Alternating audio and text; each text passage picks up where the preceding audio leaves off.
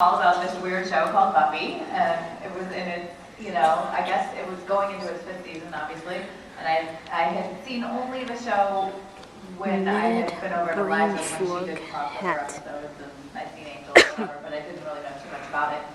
And the dialogue was very general, and the character didn't have a name, and so I said, well, I'm just going to go in and play her crazy. And I guess Joss responded to crazy, because it really was an easy process. I just got a call the next day, like, oh yeah, you got the job. I'm like, great.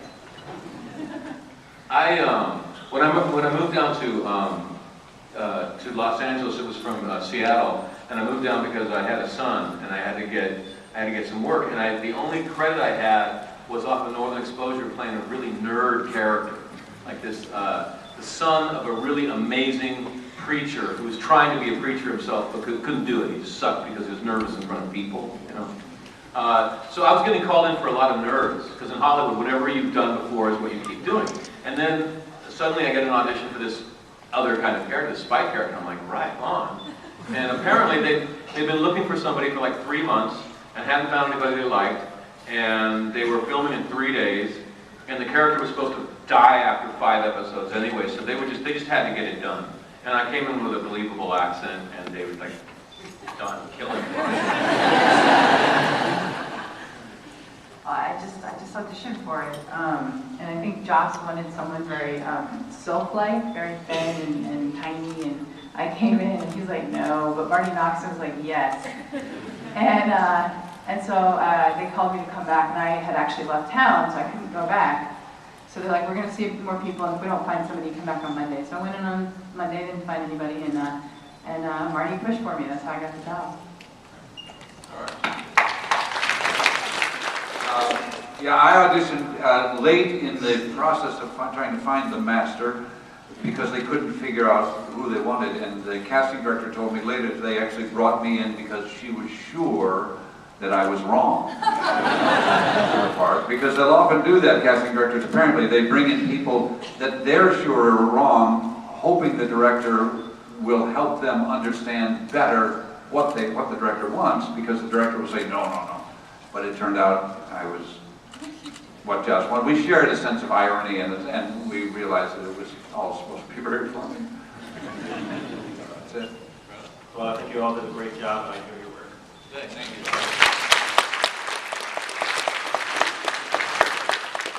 First of all, I'd like to say welcome. Enjoyed the show. What was your guys' most memorable moment on the set? My most memorable was when my dress broke and fell down. I was filming a fight sequence. I think it was a lot of people's most memorable, season 5. And it's on film somewhere. I think 3 cameras. I had a couple. The hardest part for me about all the makeup, which took 5 hours to put on, was the nails. Because once I had the nails on, I couldn't really do anything. And they were long days, and I wanted to keep hydrated, so I had to go to the bathroom.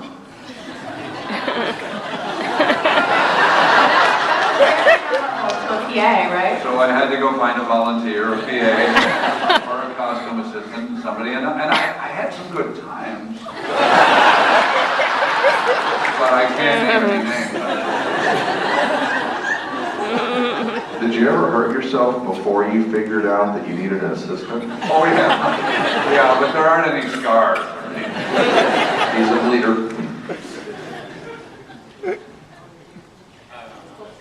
I will always remember the guy that played the stunt Spike was a guy named Steve Tartaglia, and he was a maniac. He came from Hong Kong. And he was one of the main Caucasian stuntmen in Hong Kong. And in Hong Kong, they don't have a lot of laws around stunts. So a lot of things that you can get away with in Hong Kong are illegal here.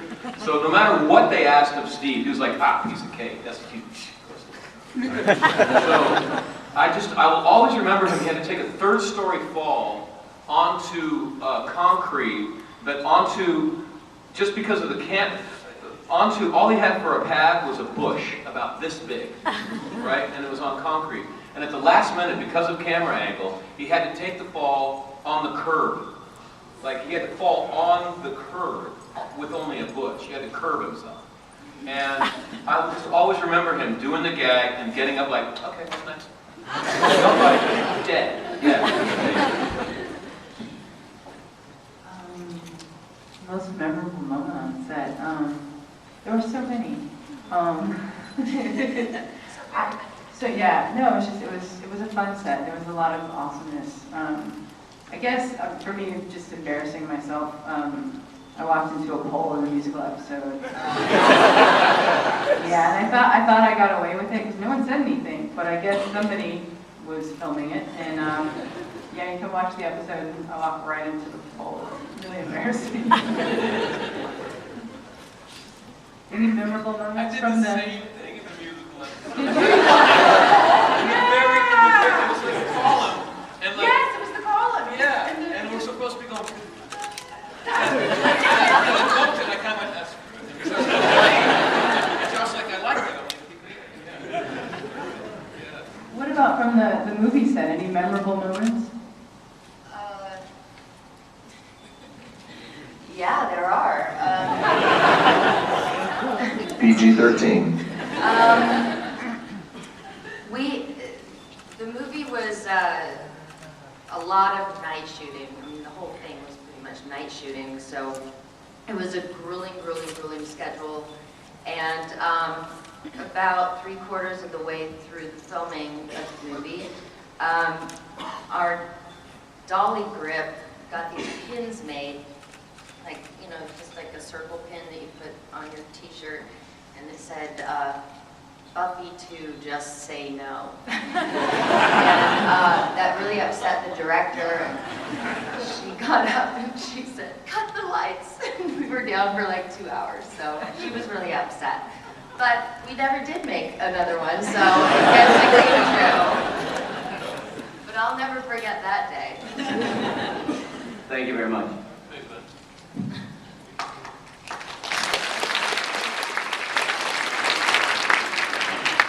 Thank you all so much for being here. I remember one of the commentaries, John said that there are two people he wants to take a pratfall. It's James and Lex Benson. And I was just wondering for all of you, sort of the way in the movie and the show, you do a lot of heavy drama and comedy, like bounce back and forth. Is that something that you enjoy doing as actors, and that's sort of how that works and sort of the way that you come to set and prepare? That's a really good question. Yeah, that was one of the things that I really enjoyed about Buffy the most, was that we switched up styles so quickly. You know, we did horror, we did melodrama, comedy, kind of everything. And in the beginning, it was episode to episode, we do different styles. And then by the end, it would switch up kind of almost sometimes mid-scene. You'd switch it up. And we would be like, what style is this? It was great. It was just great training because I was coming from stage and I knew how to do all those styles on stage. But then how do you translate those onto film? Because film really wants naturalism. Everyone accepts that most acting for film is naturalism. And when you go outside of that, it's very easy to look fake. And so it's the challenge is to do the different styles but still be believable. And I remember I acted way too much in the beginning. I remember Josh came up to me and he goes, could we have a little more Tim Roth, a little less Lawrence Olivier, please? So I was always trying to kind of to subtle it up, you know. And every time the styles would change, I'd have to remind myself of that. Yeah. Mark. I was just wondering in terms of, because you all got the chance to do both comedy and drama on the show and in the film, sort of how, as an actor, if you enjoy doing that and what kind of process you went through to go from one to the other so quickly a lot of the time, I guess. Yeah, I honestly don't understand the question, because to me, it's all the same. I mean, it's all funny. I don't understand all the sadness. No, I understand, but it's not a changing from one to the other. It's all about bringing a reality and a sense of life, of a living creature to the medium, whatever the medium is, whether it's stage or film. And you do have to be, or television, you do have to be a little bit smaller on film. But we're playing a master, which was a lot of fun, with this mask on. A mask is very liberating. You study mask when you study drama in college. And you find that when you put a mask on, it's very liberating because you're not who you are. You have this mask on. So it was a lot of fun to play with this, and also I got to do a little Sylvia Sidney from Sunset Boulevard. I got to do a little, what's his name, Schenk from Nosferatu. I got to bring lots of bits and pieces of my history with film to it. So, yeah. Was that the question? It was close, Mark. No, I think one thing, this may or may not answer your question, I don't know. But one thing about Joss's writing that you guys all appreciate, and we appreciate as actors, is no matter the seriousness of the situation that the characters are going through, there is a certain lightness to his deliveries and a certain cadence that he has. And so I think that with that language, it's easier to transition through the emotions because his writing carries this certain lightness to it. Yeah, the style, whether it's drama, comedy, or whatever, it's all was coming through Joss in some way, and he has this voice that exactly, there's a lightness to it, there's an elevation to it. It's just great fun to play. You should make that thing by hand. You want to take a stab at it? Oh, no, that's okay. All right, thank you. I appreciate it. Thank you very much.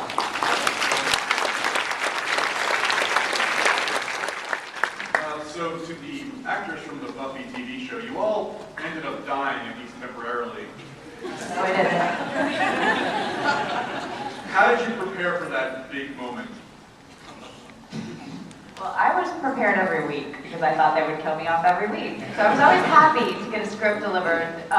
When I was on the show, the script actually got delivered to your house, which doesn't happen anymore. But I would flip through and make sure I was still alive. And then I would deliver my lines. But in the 100th episode, I was, in that final moment, I was happy that it was kind of Ben that died. So I say Glory never died. I started out dead, so this is like, Well, in Chosen, when you burn up. Oh yeah. I remember Josh coming up to me and just going, dude, it's not that serious. Stop it. I think I was playing the emotion too much, frankly. I was a little too proud of sacrificing. And so he's just like, can you cut that in half? I think we got it. Yeah, I was having too much fun. I did a lot of calisthenics. Yeah, that was tough. Comedy's easy. Yeah. Oh, he said. Yeah. No, I don't know if you can really prepare for dying. I do it a lot, so I feel like it's becoming second nature now. But you can't really prepare for it. You just got to go in and balls to the walls, do it. Yeah, when Josh cast me, I asked him. I knew it was for throughout the whole first season, and I told the story before. But I asked him, "What's the arc for the character?" You always want to know sort of something about where you're going, so you know how to get there. And he said, "It's great because at the end of the season, you kill Buffy." And I thought, this is so good. Does that mean that the second season, if it gets picked up, is going to be called Master of the Buffy?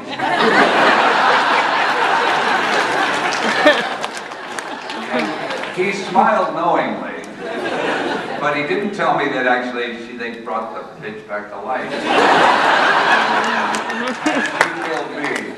But I did get to kill her, and then I got to kill her again in The Witch, so I got to kill her twice, and I'm told that I'm the only person who got to kill her twice. But both times she came back. She has a way. And they were paying her a lot more money than they paid me. They could have had me come back to life cheaper. Good at the killing thing, aren't you? Thank you very much, guys.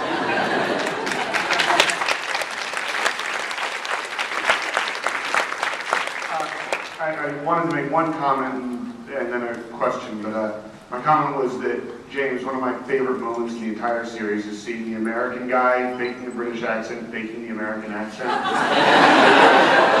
Brilliant.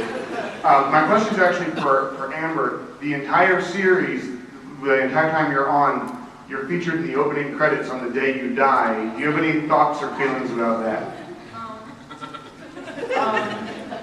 It was a nice little sequence.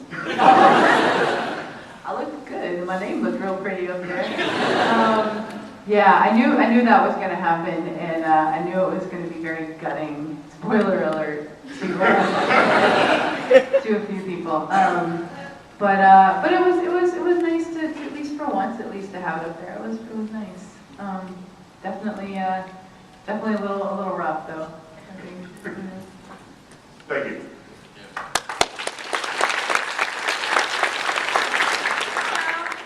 My question is for everyone. Is there a line from the show or the movie that fan after fan after fan asks you guys to say? Is there a line you want to be known for? I can only think of... Oh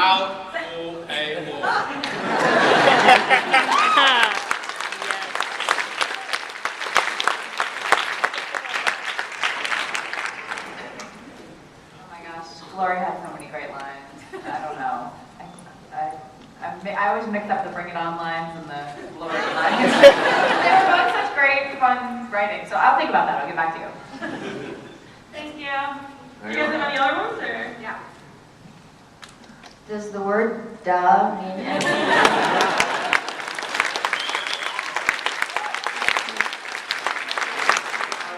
There's none that people come necessarily ask me about, but one of my favorite lines is, "Oh, you've got something in your eye."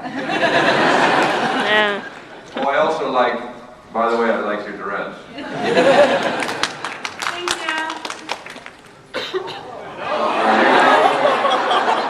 That's all right. That's all right. Oh, I know my line now. She loved it, yeah. You go first. Yeah, you go first. Did anyone know her Slayer was a robot?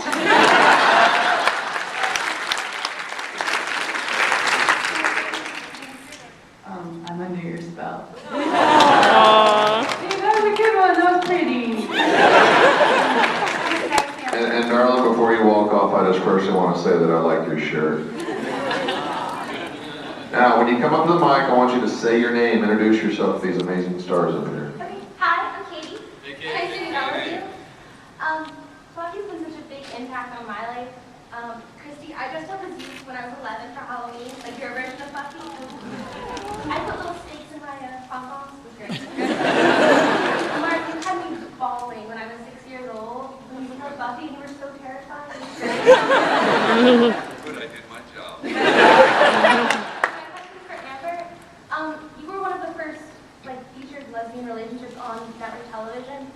And thinking about that, did that affect how you performed the character, or was that just she's a witch, she's a lesbian, she likes puppies, was it just like what you did? I was talking to, because there was a lot of back and forth about us kissing. It was like a big deal. Like Allison and I both wanted to do it because we felt like, well, they're a couple, they should be allowed to kiss. They're doing all kinds of crazy stuff, and we can't even kiss. So we were kind of upset about it. And then one of the prop guys took me aside and he's like, I'm gay, and it's not about kissing. It's about two people who happen to be in love with each other and be women, and that's what it's about. It's about changing the mainstream and saying that it's okay to be what you are, regardless. If you find somebody to love, period, you're just lucky. He's like, it's about how you guys are with each other, and it's the relationship that's important because you show us that you're just like us. You're just like anybody else. And I think that sort of, should we, hello? Nice ring. Yeah, so it was less about oh, I'm a lesbian, I've got to play this like a lesbian. It's, no, I'm somebody who just happens to be in love with a girl. So.